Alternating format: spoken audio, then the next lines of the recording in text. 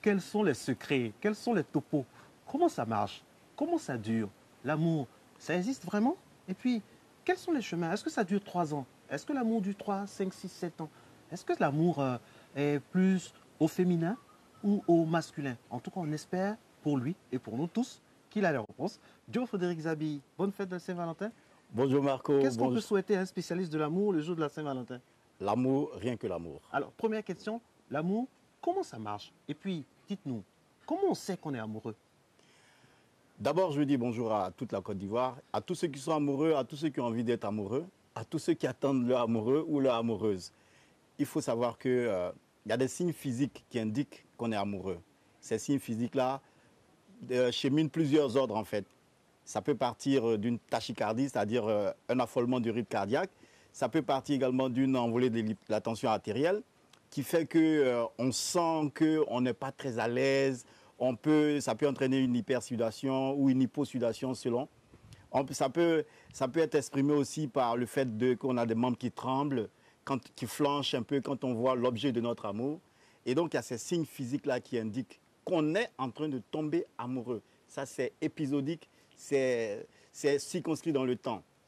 Et avec le temps, il y a des signes qui durent beaucoup plus longtemps. C'est-à-dire que ce sont des signes d'une addiction psychologique. Addiction à l'être qu'on aime. Qui fait que quand il n'est pas là, on ressent son absence. Qui fait que quand il nous parle, ça n'a pas le même impact que quand c'est les autres qui parlent. Qui fait que tout ce qu'il nous dit est pris d'une façon particulière. Ça, ce sont des signes dans la durée qu'on peut apprécier. Donc, je peux dire qu'il y a deux groupes de signes. Le premier groupe, c'est physique et l'autre groupe, c'est psychologico-psychique. Et dans tout ce méli-mélo, on va dire, de manifestation de l'amour, on a un point très important, à savoir le coup de foudre. Lui, comment il pourrait se définir? Le coup de foudre, c'est le sentiment qu'on ressent dans l'instant. L'instant, ça ne dure pas longtemps et puis en général, ça apparaît comme ça sans que ce soit préparé. Et on ressent tout ce que je viens de vous citer là, surtout les signes physiologiques. Donc quand on les ressent, en général, on se dit, bon, ben, c'est qu'on est amoureux. Voilà, on voit quelqu'un, il y a une attirance physique, la personne a son physique qui nous attire, ou bien son apparence qui nous attire. On ressent pas mal de signes d'ordre physiologique qui peuvent s'observer. Et puis, on s'est dit, waouh, ça, c'est celui qu'il me faut. Voilà, on peut définir le coup de foudre de cette façon-là, de façon très simplifiée en tout cas. Alors, coach, dites-nous, une fois pour toutes, ce matin, en ce vendredi 14 février 2020, l'amour est aveugle ou pas aveugle?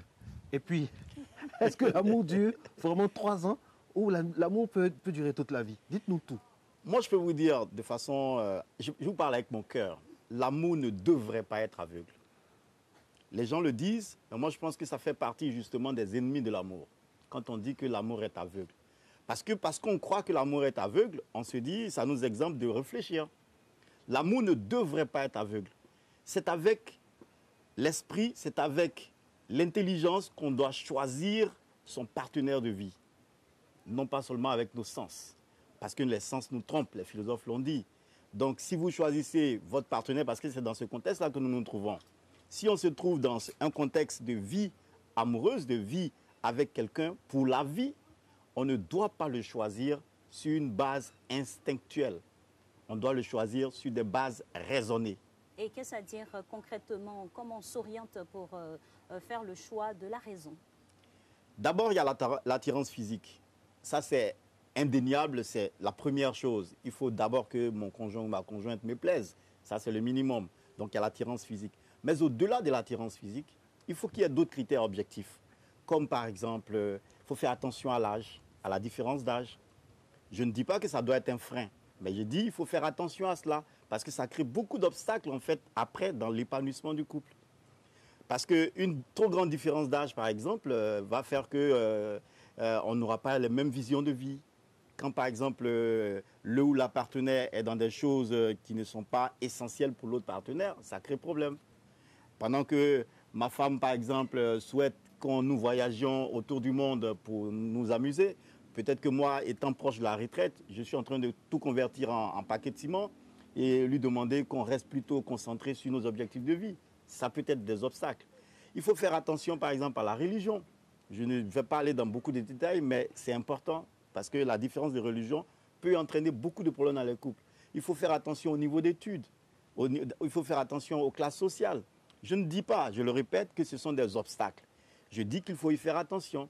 Quand on fait attention, quand on sait que cet élément particulier est susceptible de m'entraîner dans des crises, je m'y prépare. Je me forme pour que j'ai les outils pour affronter éventuellement les écueils que je pourrais rencontrer. C'est ce que je peux dire à ces niveaux-là. Alors, coach, c'est bien dit, c'est bien expliqué, mais est-ce qu'on est obligé forcément de souffrir en amour? Vous parlez comme les Ivoiriens, est-ce que l'amour est forcément goumé compatible? Pas du tout. Ça ne devrait pas l'être. Pas du tout, ça ne devrait pas. L'amour, si vous voulez, c'est quelque chose de fantastique qu'on devrait expérimenter au quotidien. Mais il faut savoir que c'est vrai. Ce n'est pas une eau tranquille qui coule sans écueil. Non, il y a des vents impétueux qui peuvent se soulever de temps en temps. Il y a des tempêtes, il y a même des bourrasques qui peuvent emmener le bateau à chavirer et faire naufrage. C'est possible. Mais il faut savoir que l'amour, son but, c'est de rendre l'autre heureux. Bien entendu, l'autre a appris à être heureux seul.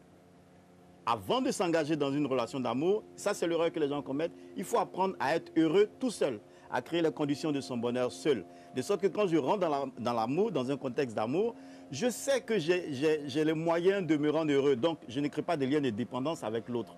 Et donc, quand je suis avec lui, tout mon but, c'est de pouvoir créer les conditions également de son bonheur. Et si tous les deux nous avons compris cela, lui, il fera des efforts pour me faire plaisir et moi également. Donc, si on est en train de faire ces efforts-là pour se faire plaisir de façon continuelle, il n'y a pas de raison qu'on ait des pleurs. Ça peut arriver, mais si on est bien préparé à ces choses-là, on devrait pouvoir surmonter cela. Et pour le surmonter, il y a beaucoup de compétences qu'on a besoin d'acquérir. Compétences, par exemple, en termes de communication dans le couple, en termes de gestion de ses émotions. Parce que si on ne sait pas gérer, par exemple, ses émotions, très très vite, ce sont des crises à n'en point finir. Il faut apprendre, par exemple, je le dirais encore, à faire l'amour. Parce que ça, c'est un aspect essentiel qui est dans le couple. Il faut, par exemple, apprendre également à gérer ses loisirs ensemble, à gérer l'argent ensemble, à gérer l'éducation des enfants ensemble. Ce sont des points sur lesquels on doit pouvoir se former. Qui veut aller à un voyage, qui veut réussir son voyage est obligé de le préparer. Quand vous ne le préparez pas, vous vous attendez à avoir les premières difficultés dès l'entame. C'est ce qui amène les gens à dire que, par exemple, l'amour ne dure pas longtemps, que ça dure 3 ans. Mais ce n'est pas vrai. Ça dure 3 ans pour ceux qui ne sont pas préparés. L'amour doit se préparer. Enfin, je veux dire, la vie à deux doit se préparer. Et c'est très intéressant ce que vous dites. Vous avez parlé d'étapes distinctes. Il faut être heureux d'abord tout seul avant d'être heureux à deux. J'ai envie qu'on s'attarde un peu sur le bonheur qu'on se crée tout seul. Comment on comble, on va dire, les différents vides pour pouvoir être heureux d'abord seul. Il y a des gens, par exemple, qui, quand je dis, ils n'apprennent pas à être heureux seuls. C'est un processus et on doit apprendre. Ça s'apprend. La première chose, c'est de se demander qu'est-ce qui peut me rendre heureux sans apport extérieur? Qu'est-ce qui peut faire ma joie? Ça peut être un bouquin, ça peut être un voyage sur cette plage-là, me lever tout seul, venir ici, faire des choses seul, et puis je sais que je suis heureux. En ce moment-ci, si je rentre dans un couple, ma joie ne dépendra pas de mon partenaire ou de ma partenaire. J'apprends à être heureux sans argent. De sorte que quand je suis dans un couple, s'il y a de l'argent, je suis heureux. S'il n'y en a pas aussi, je suis heureux. Parce que j'ai appris à être heureux sans argent.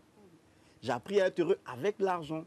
Si je n'ai pas d'enfant, ça ne me dira rien parce que j'ai appris à apprécier la vie sans enfant.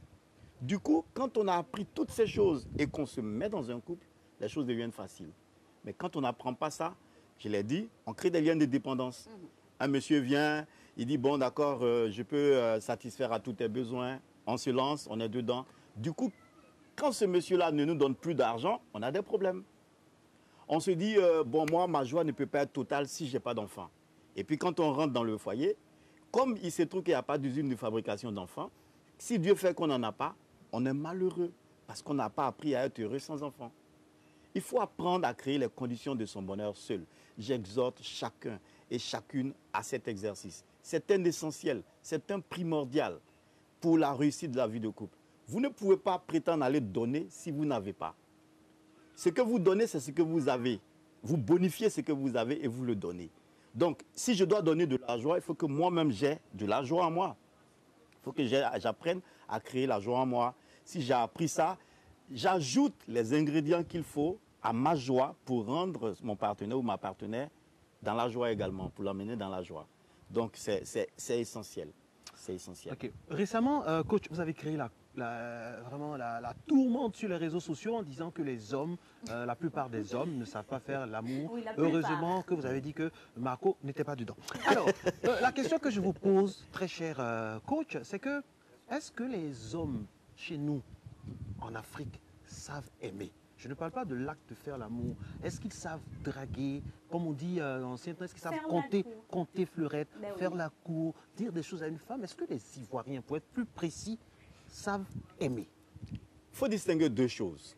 Il faut distinguer les Ivoiriens d'une certaine époque et les Ivoiriens d'aujourd'hui. Et il ne faut pas stigmatiser. Pourquoi je dis cela? Parce que quand on se retrouve dans un contexte de l'Afrique, avant les indépendances, nos parents, ils avaient leur façon à eux d'aimer, de compter fleurette justement. Ils savaient comment draguer une femme à leur façon, qui n'est pas forcément la façon occidentale, mais ils avaient leur façon à eux de draguer, de faire la cour. Ils avaient leur façon à eux d'exprimer leur amour. Par exemple, ça pouvait être des rencontres au bord d'un marigot, ça pouvait être des rencontres au bord d'une rivière, ça pouvait être des rencontres dans un champ, ça pouvait être des rencontres au clair de lune, où l'amoureux et son amoureuse se rencontrent Sous la bapala. pas forcément, mais ça peut être des rencontres avec des amis, etc. Ils avaient leur façon à eux qui tenaient compte de l'environnement dans lequel ils évoluaient. Nous sommes dans un contexte différent. Aujourd'hui, nous sommes à mi-cheval entre une culture africaine que nous voulons abandonner, que nous sommes en train d'abandonner, malgré nous, et nous sommes également dans une autre culture occidentale que nous ne maîtrisons pas du tout. Du coup, nous avons un genre de personnages, un genre de personnes particuliers que nous avons dans nos différents pays ici, où les gens font les choses de façon approximative, en croyant être dans le vrai. Vous verrez aujourd'hui, dans le contexte des années 2020, rarement les jeunes se draguent. On va en boîte de nuit, on se fait connaissance, les premiers messages échangés, on passe à l'acte sexuel.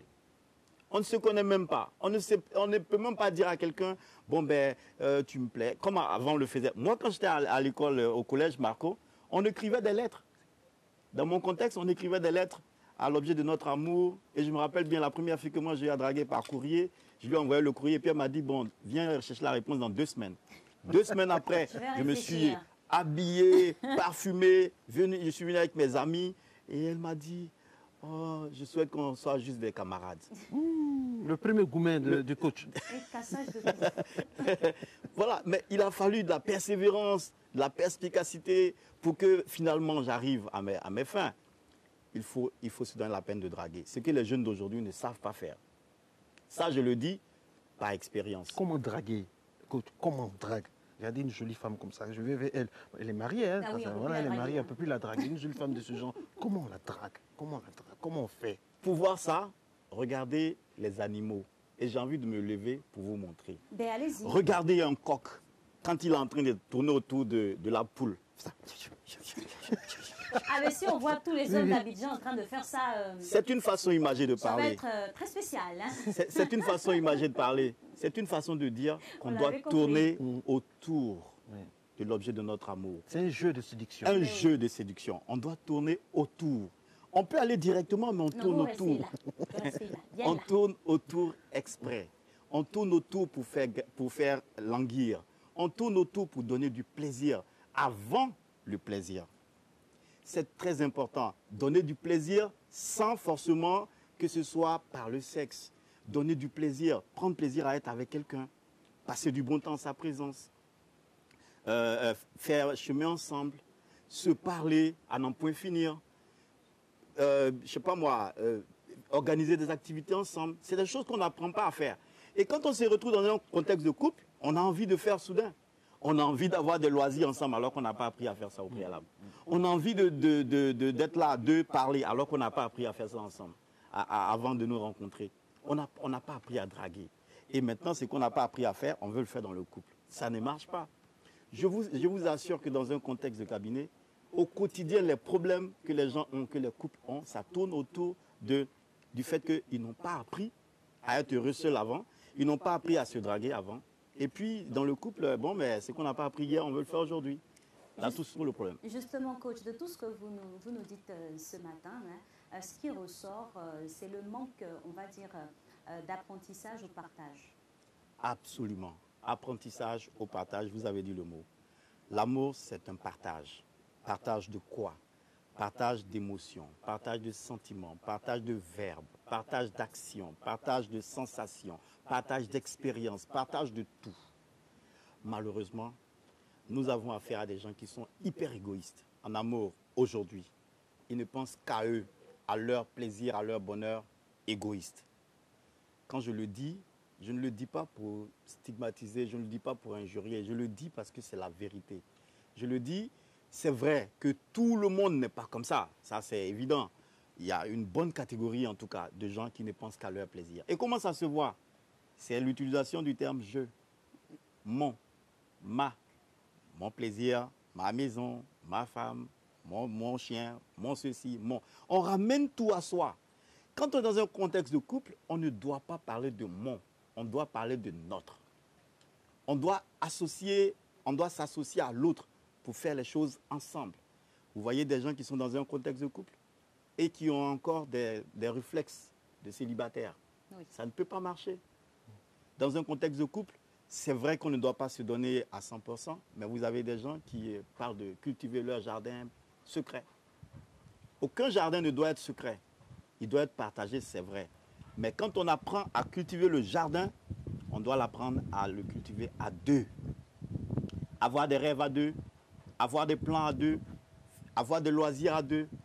Regardez Marco, regardez Alix, vous voyez les couples, c'est rare de voir, peut-être que j'exagère en disant c'est rare, mais vous verrez pas très souvent des Ivoiriens se lever, aller par exemple dans un maquis en famille ou bien dans un restaurant. Ça arrive, ou venir à la plage par exemple. Il préfère venir avec sa maîtresse plutôt que de venir avec ses enfants et sa femme par exemple. Ça, c'est des choses qui sont courantes, on le voit tous les jours. Mais c'est vrai, pour y arriver, il y a un chemin qui a été parcouru. Comme je le disais, on n'a pas appris à gérer ces choses-là avant, donc c'est normal que ça soit comme ça. Mais je veux dire que ce sont des choses qu'on doit apprendre à modifier. Il faut qu'on soit moins égoïste dans le couple, qu'on partage. Et en tout cas, ça, c'est une très, très belle conclusion, mesdames et messieurs. Il faut partager. Le mot partage est revenu plusieurs fois dans notre intervention depuis le début de cette émission, ici, dans cet endroit magnifique-là. Merci, coach Zabi. Je vous offre, au nom de l'équipe, du chocolat que vous allez offrir à votre femme qui nous regarde, qui nous suit, qu'on salue. Et aussi cette rose-là, pour elle spécialement. C'est à vous qu'elle est destinée, madame Zabi. Donc, voilà. Merci beaucoup, Marco. Merci à vous, Alix. Et ça, c'est le chocolat de ma très chère Alix. C'est pour vous. Et c'est gentil. Et encore une deuxième rose après celle du début. Ça vous fait gentil. 2 roses pour vous seul. Et moi aussi, j'ai quelque chose pour vous. Regardez. Oh. Qu'est-ce que c'est? Oh là là, oh là là. Et ainsi, je suis ému. Aïe oh. Ému, très ému. Matin bonheur, spécial Saint-Valentin. Est-ce qu'on s'est assez dit « je t'aime » ce matin? Oui, On et on s'aime. le redit encore. On vous aime.